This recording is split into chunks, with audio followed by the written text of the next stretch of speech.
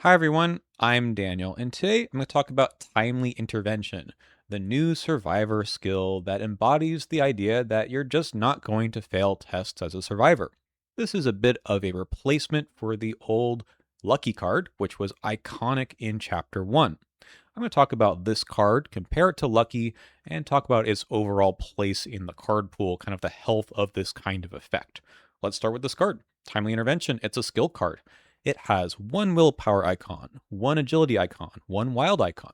And the text is max one committed per skill test, so you can only use one of these per skill test. And you may commit timely intervention from your hand after revealing chaos tokens during a skill test you are performing.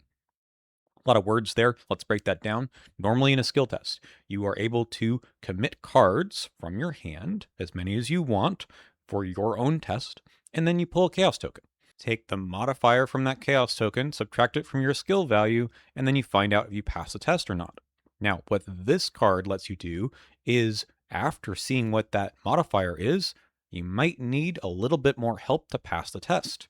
And if you do, you can use this card. You're going to commit it from your hand and get an extra +1 for any type of skill test, or +2 if it's a willpower or agility. Now, this is an extremely powerful effect. It allows you to hold back a little bit in terms of what your resources are that you're throwing into the test. So you might be at even odds, but you know that you've got a little bit of backup. Essentially, if you're thinking about like an unexpected courage or a guts, you don't need those every time you actually use those cards, right? Sometimes you just pass the test anyways. So this is a really rare effect that lets you affect the outcome of a skill test after you see the chaos token itself. Now, the old lucky was essentially the same thing. This was an event. It cost one resource. Fast play when you would fail a skill test, get +2 to your skill value for that test. Pretty simple in terms of text, and people, understood what this meant pretty easily. I think timely intervention is a bit more confusing if you're used to this lucky effect, although we'll get back into the templating a bit later too. So pretty much the same idea, but there are some clear differences. Let's go over those together here. So the first is, as I just said, no resource cost. You needed to have one resource to play lucky, and that often meant that you weren't playing other things to make sure you could actually have a resource to play lucky. It's not that big of a deal, but these things can add up. Timely intervention costing you nothing is really, really good. The difference between 0 resources and 1 resource is pretty huge in this game. It does add up. It seems small, but actually, I think quite large of a difference. So that's better, right? But there's other things that are different here. Notably that the +2 only happens for willpower and agility tests for timely intervention. For lucky, it was anything at all. It turns out that willpower and agility tests are often things that the Mythos phase throws at you. So encounter cards are going to test these kinds of things. That's why they're known as sort of the defensive stats. But really, how different is this in Survivor? Survivor in Chapter 2 has been a bit more of an agility class than it used to be. Always was a little bit. But we've got cards like Glassing and Lie in Wait that let you proactively essentially use agility instead of your intellect or your combat. A lot of other things too. We got Longbow, Daniel Jameson himself, Pocket Knife. So I don't think it's so unusual to use agility and get that +2 more often than you'd think.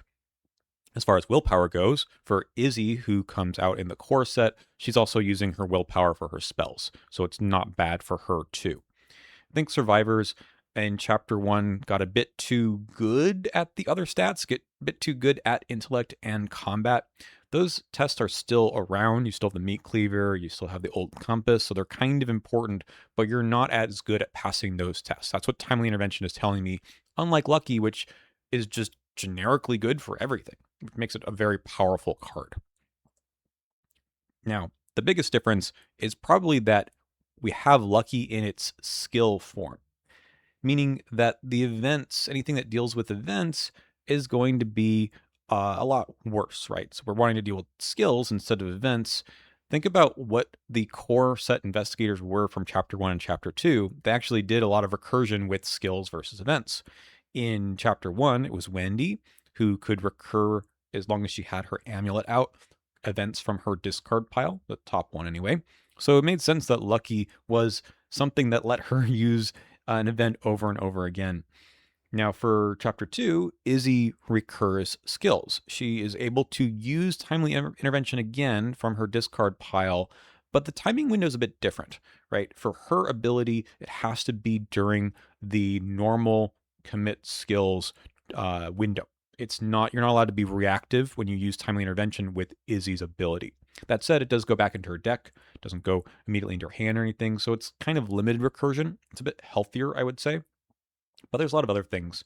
When you think about the fixed resourceful, this is an old chapter 1 card that was kind of crazy. When you were able to recur Lucky immediately on the test that you used it, in other words, you played Lucky, you had committed resourceful already, you could pull back the Lucky from your discard pile because it was already resolved. It was already in the discard pile by the time resourceful came around. So that became extremely powerful.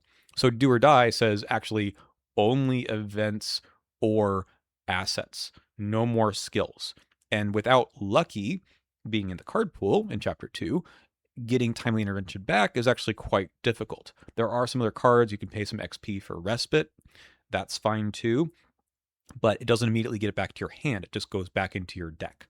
So Lucky was a fantastic card and does so much for you in your gameplay, but it became a bit easier to recur it, to kind of rely on this rather than it just being a once or twice per game you use this effect. And that made survivors, I think, a bit too powerful. When you aren't really worrying about skill tests anymore, then the game loses a bit of its fangs, its teeth. And I think Lucky made sense with the small card pool in the core, but then as soon as we got a lot more things that dealt with this, it became a little bit gross if you could just always have this on tap, especially combined with other effects that kind of did the same thing. We had Pocket Multi-Tool, Granny Orn. That's all I'm thinking of right now. I think there may have been something else that let you kind of do this whenever you wanted, but it starts to become a bit much. Last thing, which is interesting, I think, is that timely intervention doesn't require you to fail the test. In other words, you can draw a token that makes you even on the test, but you really want to succeed by 2, let's say. You could then still use timely intervention to get +2 to your skill value for doing willpower or agility. Kind of nice. Lucky required you to have failed the test. And here's bringing it back to the templating. This is kind of a deep dive here into when these are played, right? So timely intervention says you did it right after, you commit it right after revealing chaos tokens. And that's kind of an easy window to understand. The Lucky, when you would fail a skill test, getting +2 to your skill value means that you do a bit of time traveling back to when you actually calculate your skill value. And I mean, everyone understood what you're supposed to do here, but it was a little goofy in the rules about when and which of the skill test timing windows this actually happened and how it made sense. So I think timely intervention, even though there's more words here, it actually is way more clear about what's supposed to happen than Lucky.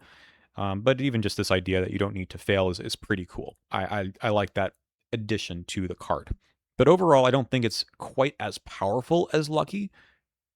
It does have a lot going for it, and I think it makes sense in the small card pool, but in the overall context of chapter 1, I think Lucky does a lot more. And this is even more obvious when we look at the upgraded versions. In the Stella Clark deck, we got the upgraded Lucky that you're seeing right here, level 3. In the Miguel de la Cruz deck, we also got an upgraded level 3 Timely Intervention. So looking at the difference between those two, I think makes this readily apparent that they're trying to tamp down a bit the power of this kind of effect. It's an important effect. I think it's cool for survivors to have this, but maybe not quite as crazy as Lucky. Lucky lets you use it, the level 3 version, on any investigator at your location. That's nuts. And they get +3, just like Timely Intervention level 3 does. And that investigator draws a card off of it. There was a level 2 version of Lucky, by the way, that gave you an extra card. We don't have a level 2 Timely Intervention. But as you can see for the level 3 Timely Intervention, there's no card draw here. They both cost 0. One's a skill, one explicitly costs 0. And they just have the 3 wild icons or the +3 skill value. So they're very similar in terms of what they do, except for card draw is super good. And being able to use this on anyone, also incredible. Harder to recur timely intervention because, well, the respite card only lets you get level 0 cards back.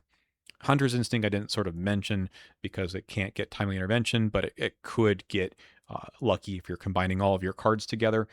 But even level 2 Hunter's Instinct won't get back lucky. So it's hard to pull this thing back for timely intervention level 3 back. There's really nothing that can do it other than Izzy's ability to shuffle it back into your deck, which is still fine. I think that's an okay pace for the game. So it's interesting. Timely Intervention level 3 is very good, but it's not as crazy as what they did with Lucky level 3. Okay, I started this whole video saying that Timely Intervention is the replacement for Lucky in Chapter 2. But you might have been thinking all along, what about the elephant in the room, Scrape By? This is a 1-cost event that is level 1, so 1 XP. Fast play when you would fail a skill test during which a non-auto fail token was revealed. You automatically succeeded that skill test instead. If a token with a symbol was revealed during that skill test, take 1 horror.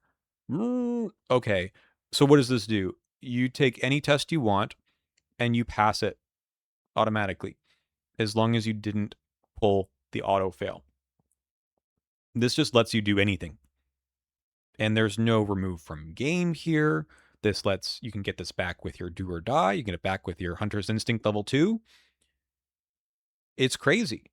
This is Lucky, but on steroids. They did print something like this in Chapter 1. It was called Eucatastrophe. It was a level 3 card, so out of range for all those off-class survivors, and it cost 2 resources. The taboo list also made it remove itself from game, which made a lot of sense. This, on first printing, has none of those things. It's cheap. The horror isn't nothing, but it's often nothing. But you can recur this. You can just act as though the Chaos Bag pretty much doesn't exist. And I think at a lower power level for the card pool, I can understand why this exists. I can understand why survivors might need that extra boost. But when you compare it to Timely Intervention, even level 3, this just seems a lot better. Why am I spending the extra 2 XP for something that still you need to be able to pass the test, and I can't recur it that easily? I don't know. I don't know why they printed this thing. I don't get it. It doesn't really jive with all of the things I've been talking about for the balance of the card pool. I feel like this is just too much. It's a good effect, and I don't mind the effect existing, but at level 1 and not removing itself from the game, I think that yes, the designers probably should be thinking maybe long term for these core set cards. Is it a problem in just core set? No. But the idea is that you're supposed to buy more stuff. And eventually, this is going to become too powerful. It probably already is. I've already done some silly things with it, but it probably doesn't need to exist when all those other things that we talked about are making survivors a little bit more fair.